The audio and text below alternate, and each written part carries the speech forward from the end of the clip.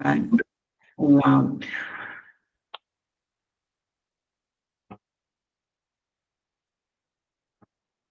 Bom dia, Prabhu. Hoje, Kátia, é você que faz a leitura? Bem-vinda, querida, pode começar. Bom dia, Namastê, Hare Krishna. Om Namo Bhagavate Vasudevaya. Om Namo Bhagavate Vasudevaya.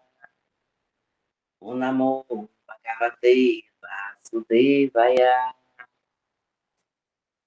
Srimad Bhagavatam, verso 3. Canto 1, capítulo 1, verso 3. Ó homens hábeis e pensativos, saboreai o Srimad Bhagavatam, o fruto maduro da árvore dos desejos da literatura védica. Ele emanou dos lábios de Sri Sukadeva Goswami, portanto, este fruto tornou-se ainda mais saboroso, embora seu sumo nectário já fosse saboreável por todos, inclusive as almas liberadas. Repetir. Verso 3. Homens hábeis e pensativos, saboreai o Srimad Bhagavatam, o fruto maduro da árvore dos desejos da literatura védica. Ele emanou dos lábios de Sri Sukadeva Goswami, portanto, este fruto tornou-se ainda mais saboroso, embora seu sumo nectário já fosse saboreável por todos, inclusive as almas liberadas. Gratidão.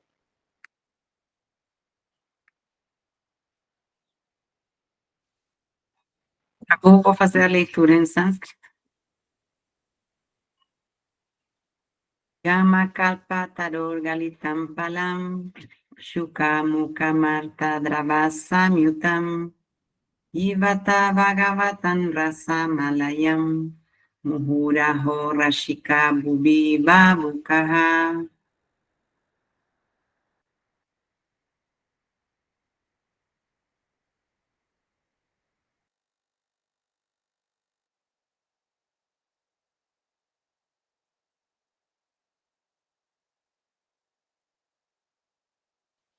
Só um instante, por favor.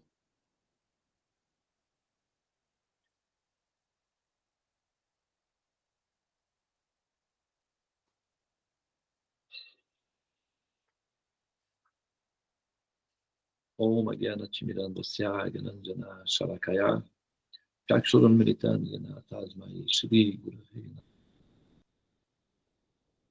Só fazer aqui, vou deixar aqui na tela, junto com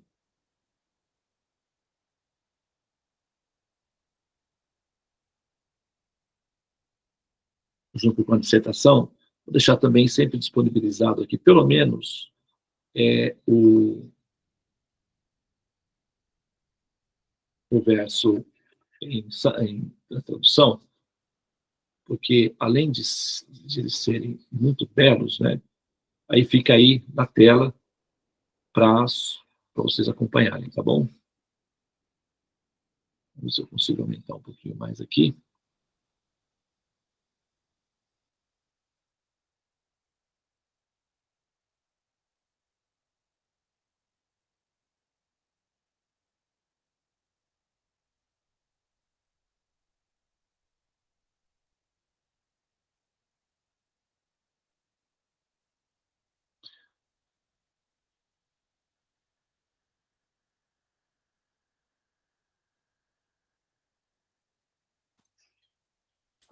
Gente, só um minutinho, por favor.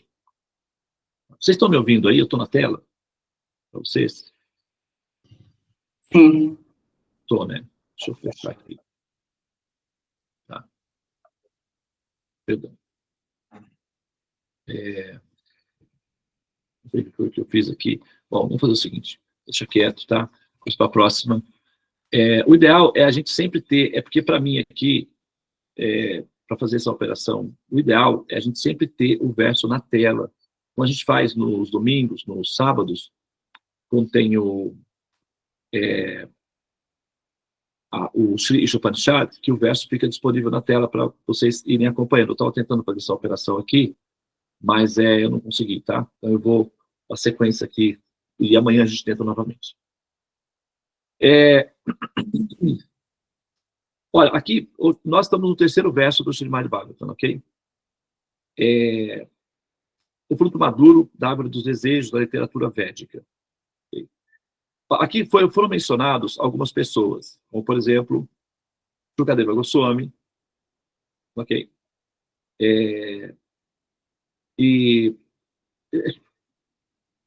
Os outros sábios que foram mencionados aqui atrás, tá? Mas principalmente esse daqui, chamado Shukadeva, né? Shukadeva Goswami. É um nome engraçado, né? Mas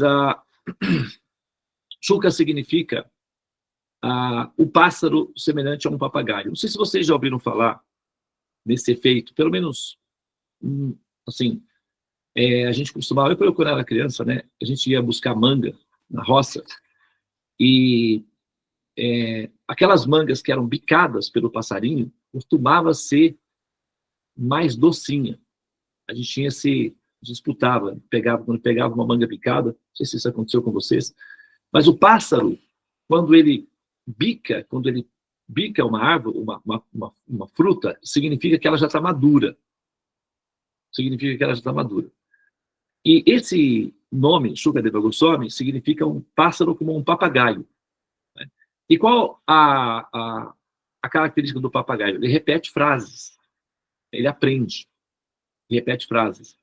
Então, esse sábio, chamado Shukadeva, ele era um sábio que ouviu o Srimad Bhagavatam e repassou o Srimad Bhagavatam falando aos demais sábios. Vou tentar mais uma vez.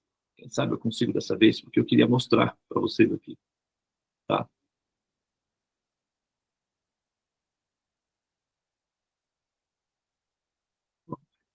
Vai parecer meio grande, que eu desconfigurei aqui. Mas aqui está o sábio Shukadeva. Eles se reuniram na margem do rio Ganges, pequenininho aí, né, por enquanto, mas vocês podem ver, ó. Esse daqui, vamos lá, esse daqui que está sentado é o sábio conhecido como Shukadeva Goswami, tá? Ele tem 16 anos, a idade dele é 16 anos, ok? Os demais sábios estão sentados ao redor dele. Aqui tem uma quantidade muito grande. Né?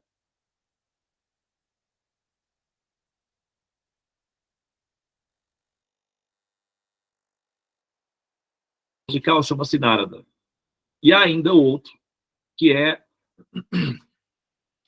o pai dele, Vyasadeva, que é o escritor, que na verdade é o autor. Né? Então ele está como se fosse a pessoa que tivesse redigido e registrado o conteúdo do conhecimento. Então, esse garoto, 16 anos, é um sábio, ok? Antigo, ele nasce como esse sábio, e aos 16 anos, ele então, entre os demais sábios, é convidado a se sentar no assento superior para então refalar o conteúdo do Srimad Bhagavatam, que é a escritura. Ok? Muito bem.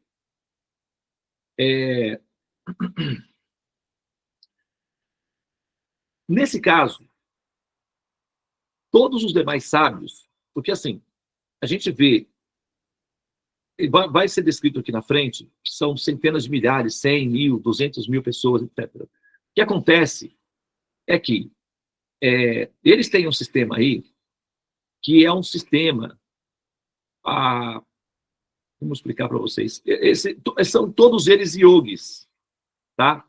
Eles têm chamados siddhas, ou siddhis, que são um tipo de tecnologia.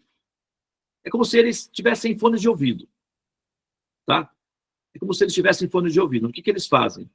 Eles configuram o sistema auditivo para ouvir o sábio à distância. Inclusive, eles podem fazer isso mesmo sem a presença. Por exemplo, vou dar um exemplo aqui. Vamos supor, alguém está no Rio de Janeiro, aqui vocês estão longe de mim, estou falando, e vocês estão ouvindo aí, tá? Então, essa forma de transmissão sonora também se dava nesse processo através de um sistema conhecido como SID, que é uma potência mágica ou mística. Nós chamamos de místico.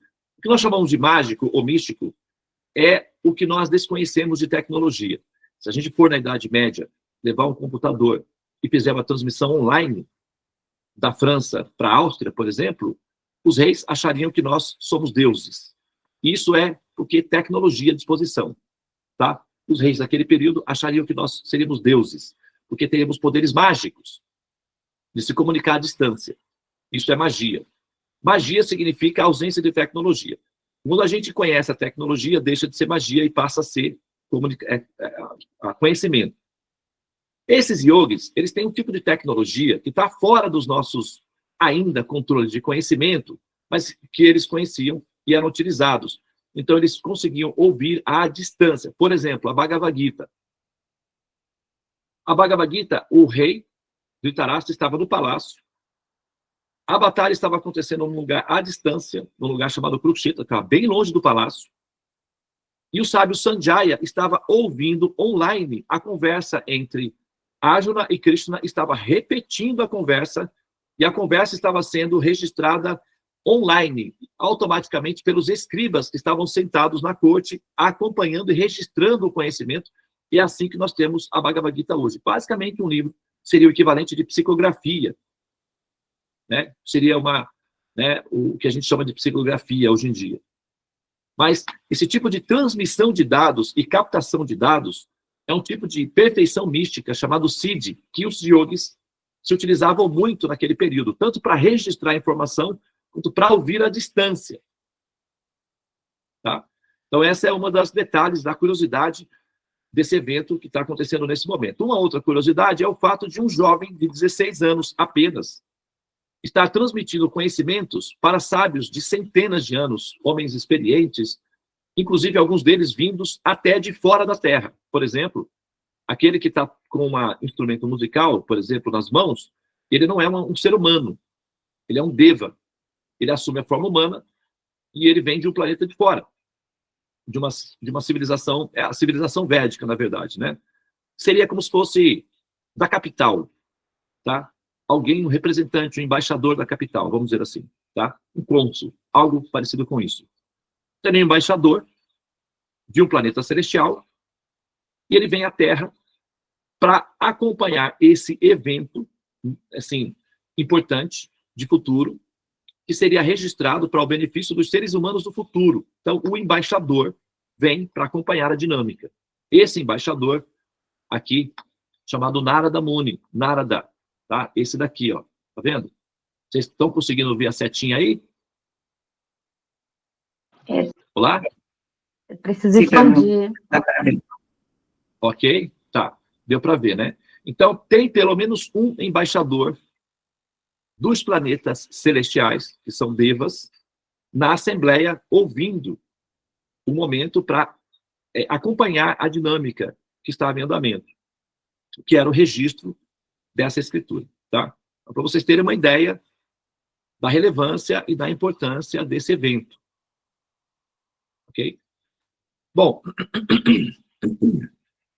esse Srimad Bhagavatam, ele é o fruto maduro da árvore dos desejos. Ok?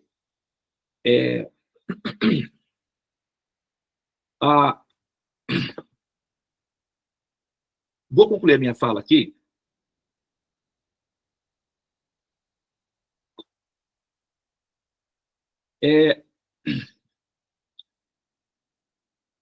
Essa escritura era conhecida como Srimad Bhagavatam, mas nos círculos internos, entre os sábios, também é conhecida como Kalpa Vriksha.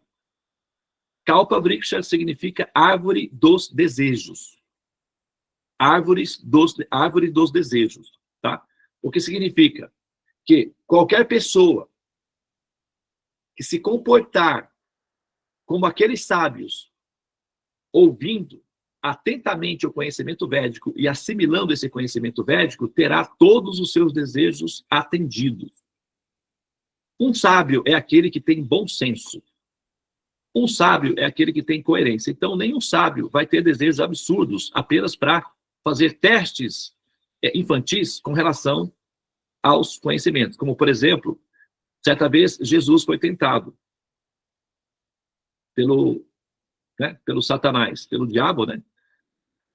E o Lúcifer, ou o diabo, também conhecido como acusador, o Satanás, teria dito a Jesus: se Deus é Deus e você é ligado a Deus, então todos os seus desejos são satisfeitos. Portanto, pula dessa montanha e pede a ele para que te salve. Assim eu acreditarei que ele é Deus, e ele é o seu Deus, e ele te cuida. E Jesus respondeu a ele, teria respondido a ele da seguinte maneira: não tentarás o Senhor teu Deus em vão. Não é apropriado fazer esse tipo de jogo infantil com uma pessoa que se dá o respeito, que tem dignidade. Então, os sábios, normalmente, os desejos dos sábios, eles são coerentes. Tá? Então, se você tem desejos coerentes e considera a dignidade da pessoa a quem você está se referindo, o ato de aprender a escritura védica, o Śrīmad Bhagavatam, gera naquele que a ouve de maneira atenciosa e com a dignidade que o conhecimento merece, o benefício de ter os seus desejos realizados. Se ainda esse sábio, ou esse pensador, e aí nós estamos falando de nós, somos aprendizes dos sábios, nós somos aprendizes, nós estamos assimilando dados, e se esses dados forem assimilados, nós nos tornamos os próximos, como num recife de corais, que precisa manter a colônia sempre viva, a renovação das próximas gerações que vão transmitir essa sabedoria. Aqueles que adquirem são aqueles que serão os transmissores na próxima geração, é assim que funciona. Então, se nessa lista de desejos, se na sua lista de desejos, você então tem o desejo, ok, de, ao final da sua realização dos seus desejos, que são desejos, os desejos são os desejos relativos, que são concluídos no período em que o personagem que você está vivendo também é concluído. Então, há os desejos relativos, que são relativos ao personagem relativo que você está vivendo no momento, tá? E a dimensão média é de 70 a 100 anos, tá ok? Esses desejos não são negligenciados, eles não são desprezados, eles não são não reconhecidos, eles são reconhecidos, eles são respeitados, eles são considerados. Entretanto, eles não param aí. Há o desejo supremo, que é o desejo de ascender aos céus após a sua experiência da vida humana. Então, esse desejo, ou essa substância, esse ingrediente, quando é colocado na pauta dos seus desejos, tornam todos os demais desejos autênticos. Todos os desejos, sem esse desejo substancial, sem esse desejo principal, esse desejo central, tornam todos os seus desejos, de certa forma, a longo prazo, inutilizados. Por quê? Porque você renasce novamente e recomeça tudo novamente, e a maioria dos seus desejos são desejos repetitivos. Quer ver só? Qual é o desejo? Ter saúde, ter realização pessoal ou profissional, encontrar um amor na vida, ter filhos, que eles sejam saudáveis e felizes. Esses desejos, eles são comuns a todos os seres humanos, em todos os períodos da história. Se você for lá no Império Romano, entrar na casa da Dona Maria, lá numa cidadezinha do subúrbio do Império Romano, e ver como ela vive, ela vai viver exatamente como você vive atualmente. Os desejos delas não são absolutamente diferentes em nada dos seus desejos atuais. Elas querem que o marido seja saudável, que elas sejam saudáveis, que os filhos sejam saudáveis, que a plantação dê alimento, que ela possa se divertir, ser feliz e ver os netinhos crescerem. Exatamente a mesma coisa. Não tem diferença absolutamente nenhuma. O homem quer trabalhar, ser reconhecido no trabalho, ter um posto importante no governo, ou ter amigos importantes, etc. A mesma coisa. Alô, alô, marciano. Aqui quem fala é da Terra, a variar. Estamos em guerra. A coisa não muda, não. Tá? É a mesma coisa. Então, se você voltar a renascer no futuro daqui 100 mil anos, acredite. A mamãe pensa igual, a vovó pensa igual, é tudo igual. Vai mudar a logística externa, mas vai continuar a mesma coisa. Ok? Então, você vai ficar repetindo essa retórica, você vai ficar repetindo esse movimento, 1, 2, 180, 6 milhões, mas vai ser sempre a mesma partitura, o mesmo estilo de... Não vai mudar absolutamente nada. Então, não há diferença. Quem viu um paraíso já viu todos. Então, a forma de vida é igual, exatamente igual. Então, o que nós precisamos fazer por uma questão racional? Por uma questão racional. Nós temos que ter a dignidade desses desejos que nós temos. Evidentemente, como falei, esses desejos não são irresponsáveis. Desejar ter saúde, qual é o problema? Desejar ter prosperidade financeira. Mostre onde está o erro disso. Desejar encontrar um amor na vida. Todo mundo tem um amor na vida e por ele tudo é capaz. Quer dizer, qual é o erro? Qual é o problema de alguém aspirar a ter um amor na vida? Que mãe não quer ver os seus filhos crescerem felizes, honestos, trabalhadores e ter os seus netinhos alegres para se divertir? Qual mamãe não quer ser uma vovó feliz?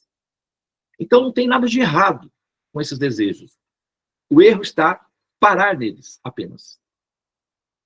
Nisso consiste o erro. Tá? Então, nós somos seres que evoluímos.